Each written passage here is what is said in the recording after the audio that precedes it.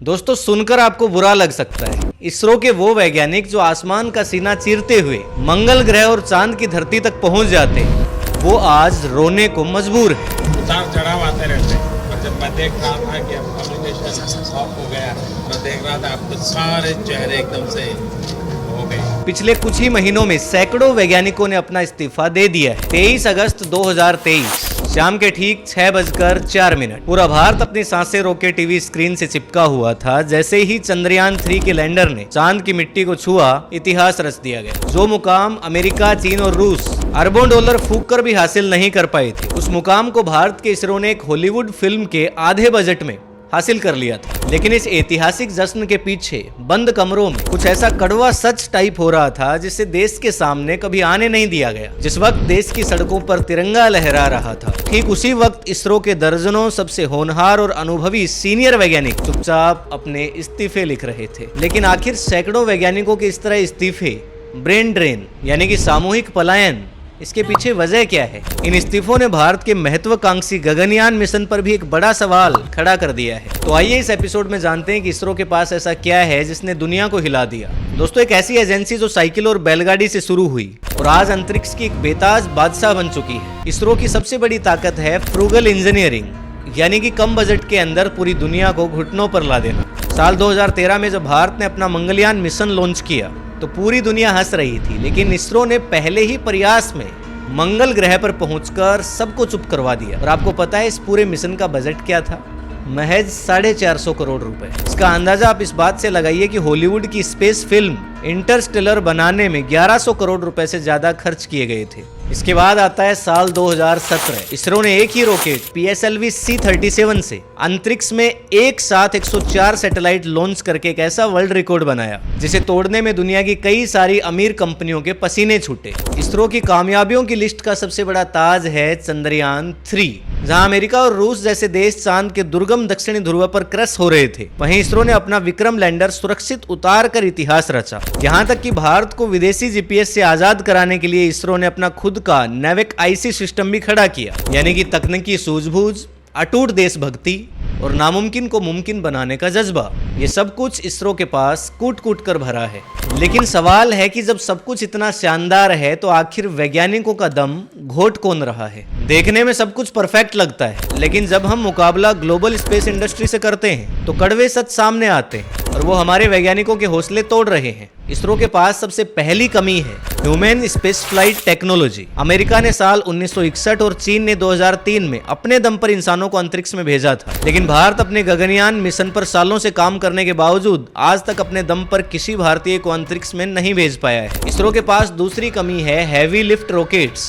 इसरो का सबसे ताकतवर रॉकेट LVM-3 अंतरिक्ष में सिर्फ 4 से 8 टन तक का वजन ही ले जा सकता है, जबकि एलोन मस्क की कंपनी SpaceX का फाल्कन हेवी या नासा का SLS 60 से 100 टन से भी ज्यादा का वजन आसानी से अंतरिक्ष में छोड़ सकते हैं। और इस कमी का नतीजा ये होता है कि भारत को जब भी अपने कॉमर्शियल या फिर कम्युनिकेशन सैटेलाइट लॉन्च करने होते हैं, उसको SpaceX के सामने, एलोन मस्क के सामने हाथ फैलाना पड़ता है, यानी कि हमारा पैसा और निर्भरता दोनों ही विदेशों पर टिकी है। और तीसरी कमी है रीयूजेबल रॉकेट टेक्नोलॉजी और डीप स्पेस एक्सप्लोरेशन। जहां नासा के वोयाजर अंतरिक्ष यान हमारे सौरमंडल को पार कर चुके हैं, उनके रोवर मंगल की सतह पर लाइव रिसर्च कर रहे हैं। वहीं इसरो आज भी बजट की तंगी के कारण सिर्फ पृथ्वी की निचली कक्षा और चांद मंगल के शुरुआती मिशनों तक सीमित है। एडवांस सुपर कंप्यूटर्स की कमी है इसरो के पास। फेल होने पर मिलने वाली आलोचना और नए नए रिस्की आइडियाज पर खुलकर रिसर्च करने के लिए बजट की कमी, ये सब वो चीजें हैं जो इसरो के वैज्ञानिकों के मनोबल को तोड़ रही हैं। जब हमारे वैज्ञानिक देखते हैं कि दुनिया कहां से कहां पहुंच गई और हम आज भी बजट की कमी में जूझ रहे हैं, और ये उस देश में हो रहा है जहां 2% के पॉलिटिशियंस अपनी विदेशी यात्राओं पर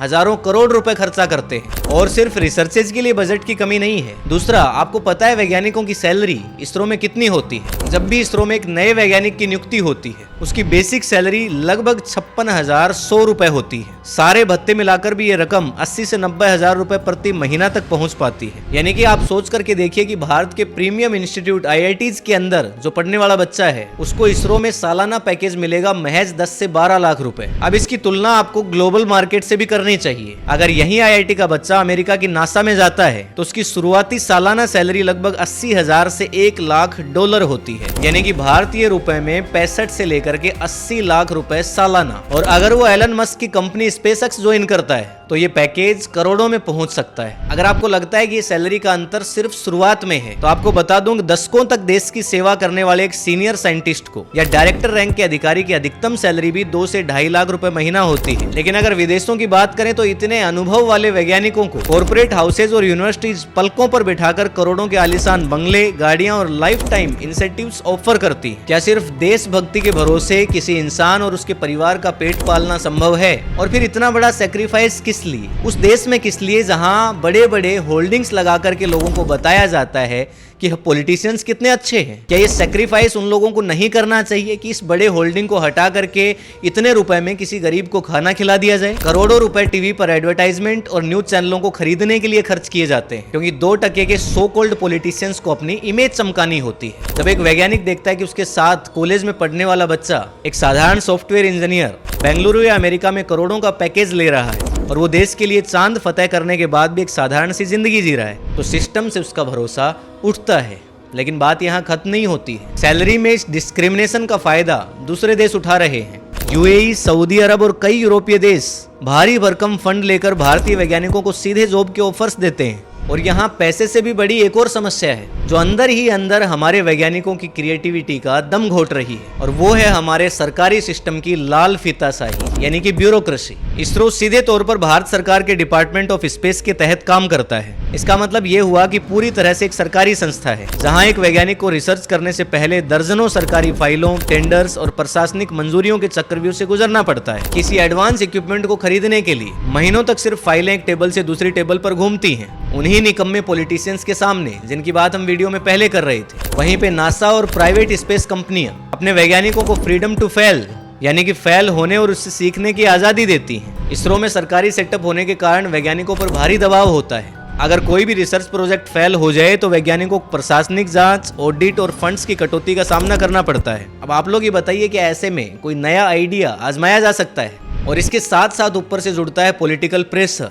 आज के इस डिजिटल दौर में स्पेस मिशन सिर्फ साइंस तक सीमित नहीं है, ये नेशनल पीआर और चुनावी राजनीति का हिस्सा बन चुके हैं। वैज्ञानिकों को डेडलाइंस दी जाती हैं जैसे कि किसी कंपनी में दी जाती है। कोई भी अगर बड़ा मिशन है तो उसे चुनाव की रैलियों के हिसाब से तय किया जाता है और इस चक्कर में वैज्ञानिकों को 24 घंटे बिना रुके काम करना पड़ता है जिससे भयंकर मेंटल बर्नआउट होता है। और फिर सच ये है कि जब दिन रात वैज्ञानिक मेहनत करते हैं और मिशन कामयाब होता है तो क्रेडिट लेने के लिए नेताओं और अधिकारियों की लाइनें लग जाती हैं और जब मिशन फेल होता है तो सारा ठीकरा वैज्ञानिकों के सर पर फोड़ दिया जाता है। काम का ये दम घोटने वाला माहौल और क्रेडिट न मिलने की निराशा आखिरकार हमारे वैज्ञानिकों को मजबूर करती है न चाहते हुए भी इस सिस्टम को सदा के लिए अलविदा कहें।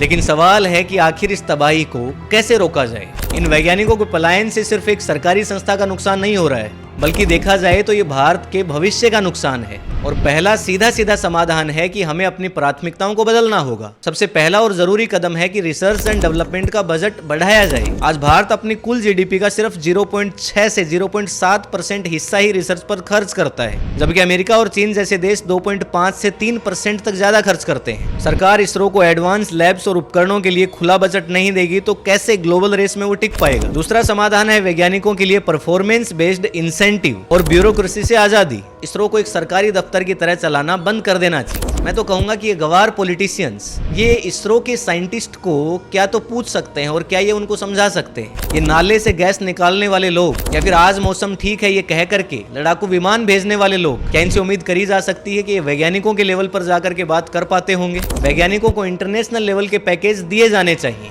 ताकि कोई विदेशी कंपनी बड़ा ऑफर देकर के उनको लालच ना दे सके। आज भारत जिस प्राइवेट स्पेस रेस को बढ़ावा दे रहा है ये एक जरूरी कदम है लेकिन हमें नहीं भूलना चाहिए इसरो हमारे देश का दिल है और वैज्ञानिक इस दिल की धड़कन है। जिस देश में पॉलिटिशियंस के ऊपर इतना पैसा बहाया जा सकता है, एडवर्टाइजमेंट्स पे बहाया जा सकता है, क्या उस देश में वैज्ञानिकों को बजट देना इतना मुश्किल है? अगर समय रहते हमने हमारे बेहतरीन दिमाग और साइंटिस्टों की अगर कदर नहीं की तो हमारे पास पछतावे के अलावा कुछ शेष नहीं रह जाएगा। हो सकता है हमारा चंद्रयान तो चांद पर पहुंच भी जाए लेकिन देश पीछे छूट जाएगा। बाकी इस पर आप क्या सोचते हैं अपनी राय जरूर लिखिएगा। हम मिलेंगे आपसे किसी एक और एपिसोड के अंदर। इस वीडियो के नीचे लाइक का बटन दबाइएगा, चैनल को सब्सक्राइब जरूर से कीजिएगा अगर आपको ऐसे वीडियोस देखना पसंद है। हम मिलेंगे आपसे अगले एपिसोड के अंदर, तब तक के लिए जय हिंद, जय भारत।